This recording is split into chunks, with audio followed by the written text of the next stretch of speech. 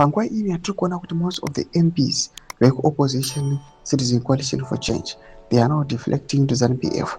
Takaona nawo yatiri kusi MPs Susan Madzunga tichiona achipesa mabacklash pamusoro pekupreza mutungamiri wenyika pabudiriro bowl event, achiva achipreza mutungamiri wenyika President Emmerson Mnangagwa zvaasati akamboita even maleaders ake eku-opposition. Zvakauya zvikapawo nemaquestions ekuti panguva inoi tiri kusi legislators one by one they are now deflecting to ZANU-PF. Don't forget subscribe or like on the bell icon. Uzora lastora nelsonchamisa waya achiposta achiti the road ahead.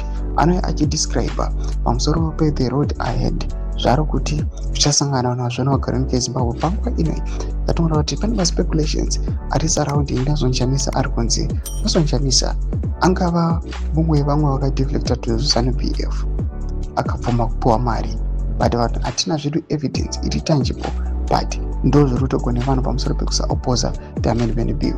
Panguva ino nelsonchamisa anodonera achiti it will be tough, it will be rough, but we'll finish what we started. Good things never come easy. The struggle must be carried through firmly, deliberately, and steadily until its logical conclusion. Change must and will happen in Zimbabwe. Ndomashoko tokona nelsonchamisa panguva ino.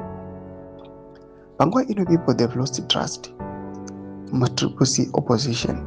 Panguva ino kuchinuka kunzi even the leader wacho nelsonchamisa pane speculations are surrounding. We know everyone loves nelsonchamisa, everyone anyatsokuziva kuti nelsonchamisa ndiye munhu anyatsokuuya achitaura chokwadi, but panguva ino people when they're expecting him to take the lead, nelsonchamisa ari kudza vanhu kuti no, isusu hati opposite the amendment bill. Panguva ino ngatingosiyai zviite zvidaro zvaita kuti vanhu vasara nemaquestions.